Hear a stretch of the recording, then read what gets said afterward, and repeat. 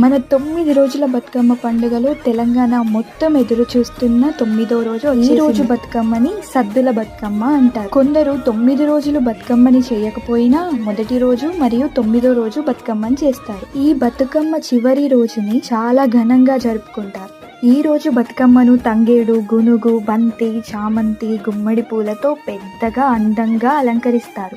పూలను గోపురంలా తయారు చేసి దానిపైన గౌరీదేవిని ఉంచుతారు. ప్రసాదంగా పల్లీలు, నువ్వులు, మక్కలు, పెసర్లతో చేసిన సత్తుపిండిని నైవేద్యంగా పెడతారు. వందలాది మంది ఒక్కచోట చేరి బతుకమ్మని ఆడతారు. బతుకమ్మని ఆడిన తర్వాత తాము తెచ్చిన ప్రసాదాలను అందరూ పంచుకుంటారు.